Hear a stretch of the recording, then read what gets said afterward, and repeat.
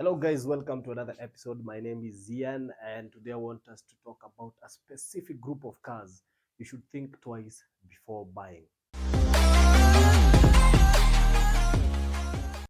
Now, before I tell you which car or which cars these are, let me just give you a few hints. One of the hints is that it's a very good car to drive, handles so well. The fuel efficiency is magnificent in these cars, and they're great cars to drive.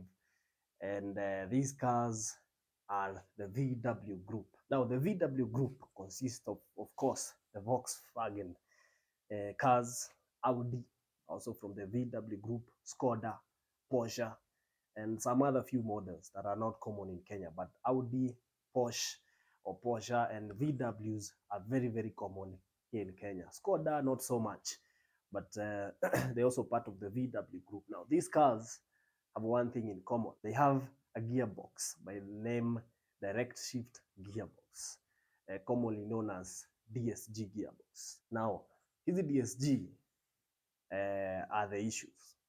Now, if you own any of these cars from the VW group, you don't have to tense or be worried, but sooner or later you might experience a problem with the DSG. Now, according to research or statistics, about 1 to 2 people who own these cars from a group of 10 experience some issues with the DSG gearbox. The issue is that direct shift gearbox is very expensive to maintain or to buy.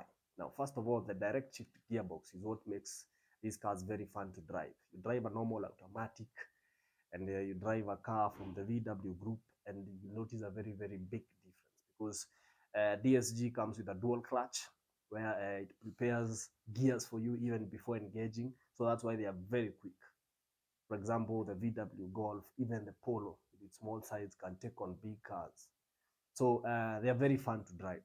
But now the issue is that DSG gearbox, and it is not fixable. Once you start fixing, there is no going back. You'll keep on fixing, changing clutch, whatnot, the discs, and it can be quite expensive. Now, to know how expensive it is, a new gearbox costs from around 200 to 250,000. But you can get an aftermarket one for around 95,000, around maybe 120,000, depending on where you buy. But these cars can be a menace if it experiences this problem. And you know, German cars with sensors and whatnot. So if the transmission is overheating or any other issue, you're in a big trouble. Now, that doesn't mean if you have any of the VW group cars that you should be worried. So now what happens if you want to own a car from the VW group? Now, one, that you have to make sure that the gearbox is serviced often as you can.